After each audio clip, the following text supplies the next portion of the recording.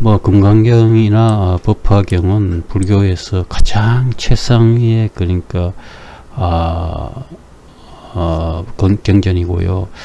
이 금강경에서는 수보리존자의 가 첫 번째 질문을 이렇게 하는 겁니다. 선남자 선여인이 깨달은 마음을 일으켰는데 그 깨달은 마음을 그러니까 보리심 내지 뭐 안욕다라 산맥 산보리심을 일으키니까 그 마음을 어떻게 머물며 번뇌의 마음은 어떻게 항복받아야 하는가.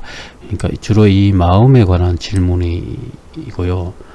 반면에 그 법화경에서 보면은 이 대장원 보살께서 보살이 성부를 이루려면은 어떤 법문을 수행해야 합니까?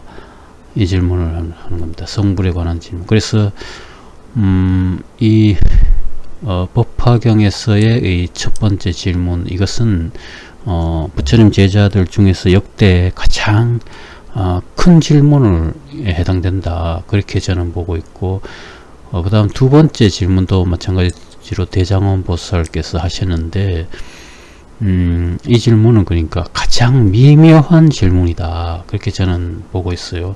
그러니까 과거에 40여 년 동안 많은 법을 설하시는데 그 법과 지금 설하시는 것이 어떤 차이가 있습니까? 이 질문입니다. 가장 미묘한 질문입니다.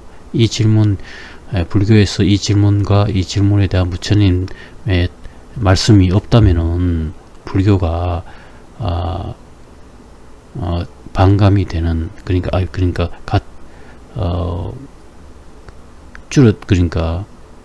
불교에 대해서 제가 감탄을 하고 모든 궁금증을 해소한 것은 바로 이 두 번째 질문과 부처님의 답변 말씀 부분에서 제가 크게 감탄을 하고 제가 모든 궁금증과 의문을 다 해소한, 그만큼 이 두 번째 질문이 가장 미묘한 질문이다, 그렇게 저는 생각하고 있고요. 그래서 먼저 금강경을 보면은 그러니까 수보리존자가 이 해공 제1 수보리존자랍니다. 그래서 부처님 10대 제자 중에서 공의 이치를 가장 깊이 깨우친 그 제자입니다. 그래서 이 깨달은 마음을 어떻게 머물고 또 번뇌의 마음을 어떻게 항복받아야 됩니까? 이런 질문이 있어요. 그러니까 주로 마음에 관한 그 질문이고, 거기에 대한 이런 질문을 했기 때문에 이 질문에 대한 대답을 하신 것이고, 그 다음에 보게 되면은 이 법화경에 와서 이제 성불을 하려면은, 그러니까 보살이 성불을 하려면 어떤 법문을 수행하니까 했을 때 부처님께서는 대승의 무량의경, 그러니까 법화를 닦아야 된다고 말씀하시자 거기에 대해서 이제 두 번째 질문을 이어서 하시는 거예요. 대장원 보살께서. 그러면은 지난날에 40여 년 동안 설법하신 모든 법, 그러니까 공사상, 무화법, 무상법, 뭐 고진멸도, 이런 법과 지금 설하시는 이것이 어떤 차이와 다름이 있습니까? 이런 질문을 하신 거예요. 참으로 이 질문이 가장 미묘한 질문이고, 이 질문에 대한 부처님 말씀은 진짜 그것을 모르면은 불교에 대해서 말해서는 안 되는, 불교의 90%를 모르는 것과 같습니다. 이 질문에 대한, 이 질문과 이 질문에 대한 부처님 답변 말씀을 모르면은 불교의 99%를 모르고 있다고 보시면 돼요. 그러니까 이 질문을 하시자 부처님께서 어떻게 말씀하셨냐면은, 그러니까 과거에 40여 년 동안 진실을 설법하지 않았다고 하시는 거예요. 40여 년 미현 진실. 그것은 왜냐하면 제가 단도직입적으로 간략하게 말씀드리겠습니다.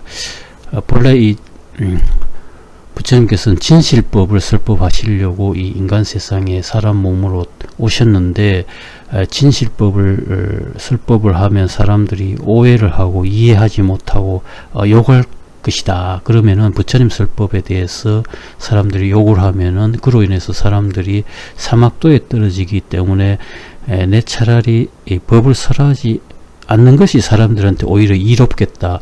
이렇게 생각하시고 바로 열반에 드시려고 하셨어요. 그러자 그 시점에 모든 범천왕들이 내려와서 무릎을 꿇고 부처님께 인간 세상에 설법을 해주시라고 3번을 간청을 했습니다. 그로 인해서 이제 인간 세상에 부처님법을 설법하시게 됐는데, 그러면 처음부터 막 바로 어린아이한테 대놓고 진실법을 설법을 할 것인가, 그런 문제가 봉착이 되는 겁니다. 그래서 과거의 모든 부처님께서도 그렇게 하셨듯이 단계별로 이렇게 대기 설법을 하고 후반부에 진실법을 설법하시는 그런 계획 하에서 하시는데, 그래서 40여 년 동안 미현 진실을 설법하지 않았고 방편법을 설법했다, 이렇게 말씀하신 거예요. 40여 년 동안 그동안 방편법을 설법했다. 그래서 과거 40여 년 동안 설했던 그 고진멸도라든가 무상법, 무아법, 금강반야, 이것은 다만 허망을 떠난 것일 뿐이지 참된 멸도가 아니다, 이렇게 말씀하신 거예요. 다만 마음에서 일어나는 이 번뇌의 마음을 떠난 것 뿐이지 참된 멸도가 아니다, 이렇게 말씀하신 겁니다. 그것은 그래서 지금부터 이제 진실법을 설법하시려고 하는 거예요. 이제 두 번째 질문에서부터 이제 진실법을 설법하시려고 딱 하는 그 순간에 5천인 제자가 일어나서 부처님께 인사를 드리고 나가버렸다고 합니다. 그래서 격가지와 잎사귀는 나가고 곧은 알곡만 남은 500인 제자한테 이렇게 지금부터 진실법을 쭉 계속 설법하시는 겁니다. 그것이 법화경이에요. 그러니까 그래서 만약 요 질문과 답변이 없다면은 어떤 현상이 일어난다면 후대 사람들이 헤매는 마음을 일으킨다는 거죠. 그러니까 헤매는 마음을 일으켜서 서로 다투게 된다는 겁니다. 자녀들끼리. 그러니까 그래서 이 부처님 설법 46년 동안 설법을 한 자리에 모으면 이런 탑의 모양과 같습니다. 이런 탑의 모양과 같은데 이렇게 진실법은 이게 탑의 상단 부분, 그 과거 40여 년 동안 썼던 방편법은 이렇게 하단 부분 이렇게 위치해 있는 그 법의 각 요 위치를 딱 정해주는 질문과 답변이라는 것이죠. 그렇기 때문에 이 질문과 답변이 그만큼 미묘하다는 겁니다. 근데 요 이치가, 그러니까 속세의 학문에도 이런 이치가 나옵니다. 속세의 법학이라는 학문을 보면은 법학에서는 어떤 용어가 나오냐면은 법의 위계질서라는 용어가 있어요. 그것은 뭐냐면은 이 법에도 상위법이 있고 하위법이 있다, 이런 이치입니다. 그러니까 나무에 비유하면 잎사귀법이 있고 뿌리법이 있다, 이 이치예요. 그러니까 잎사귀법은 이 하위법이고 뿌리법은 이 상위법. 그러니까 법학에서는 그렇게 법의 위계질서라는 용어가 있는데 반해서 이 불교에서는 이 진실법과 방편법, 이런 용어로 된다. 그러니까 언어가 서로 다르다고 해서 언어를 하는 건 사람이 만든 것이고 언어에 집착하지 말고 본 뜻으로 우리가 접근하면은 같은 이치로, 유사한 이치라고 이렇게 생각할 수 있습니다. 본 뜻으로 접근해야 되지.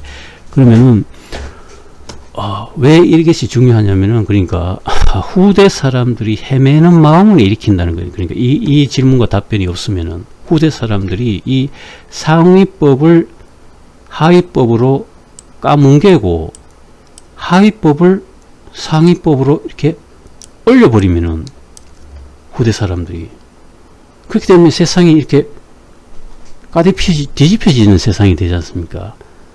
그렇게 하지 않고 바로 상위법은 상위법의 위치에 놓고 하위법은 하위법 위치에 바로 세우기 하기 위한 질문과 답변이라는 거죠. 이 질문과 답변. 그렇기 때문에 이 두 번째 질문과 답변이 이것이 미묘한 질문이라는 거죠. 그러니까 가장 미묘하고 가장 불교 역사상의 가장 제자들 질문 중에서 가장 위대한 질문이라는 겁니다. 가장 미묘하고 가장 위대한 질문이다. 이 질문이 없었다면은 제가 사실 불교를 대해서 이렇게 내 전부의 마음을 바치지 못했을 거예요.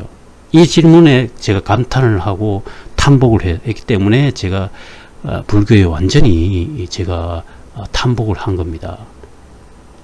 이 질문이 없다면은 모든 종교 중에 타 종교 중에서도 이런 질문과 답이 없다면은 그것은 종교로서의 별로 가치가, 그러니까 반감이 된다는 것. 종교로서 서로 싸운다는 것이죠. 후대 사람들이 서로 헤매는 마음을 일으켜서 초등학생은 초등학생 자기가 들은 법이 최고라고 우기고, 유치원생은 유치원생 자기가 들은 게 최고라고 우기고, 대학생은 대학생 나름대로 자기 법이 최고라고 우기게 된다는 거죠. 그러니까 그렇기 때문에 후대 사람들이 헤매는 마음을 일으키지 않고 바로 이렇게 법의 질서를 잡아주는 질문과 답변이라는 겁니다. 그렇기 때문에 가장 미묘한 질문이시다. 가장 미묘한 질문이시다. 그래서 여기서는 가장 큰 질문이죠. 첫 번째 질문은, 그러니까 성부를 이루려면 어떤 법문을 수행해야 되냐, 이것만큼 더 큰 질문이 어디 있겠습니까? 가장 큰 질문이고, 두 번째 질문은 가장 미묘한 질문이다. 그래서 다시 한번 간략히 설명드리면은, 속세의 법학이라는 학문에도 이런 이치가 있어요. 뭐냐면은 법학에서는 어떤 용어로 설명하냐면은 법의 위계질서라, 이런 용어로 설명해요. 법의 위계질서. 그것은 뭐냐면 법이 상위법이 있고 하위법이 있다, 이 뜻입니다.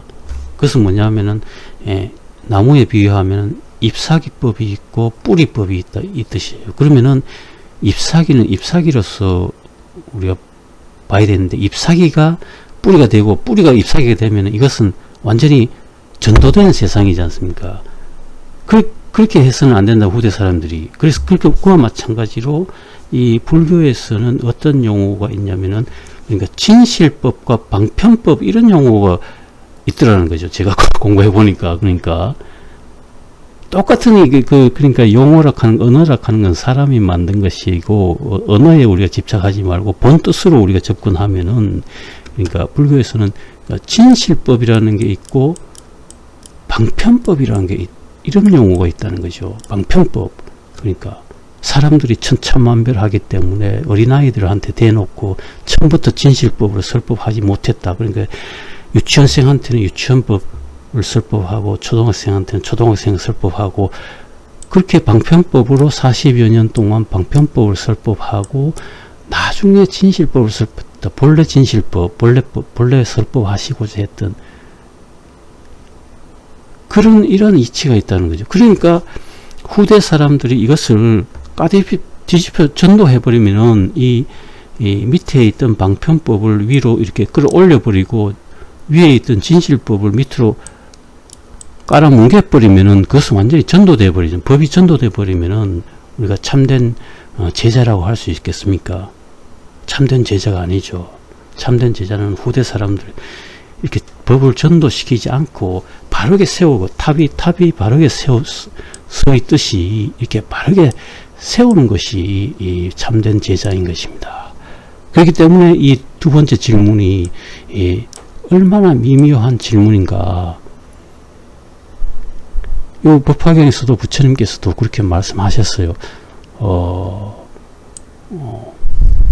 이 질문을 오랫동안 기다렸는데, 대장원 보살이 참으로 미묘한 질문을 한다고 이렇게 부처님께서도 말씀을 하시면서 답변을 그렇게 하신 거예요. 40여 년 미현진실, 그러니까 방편법으로서 설법을 하고, 그 다음 진실법을. 그래서 여기까지 말씀드리겠습니다.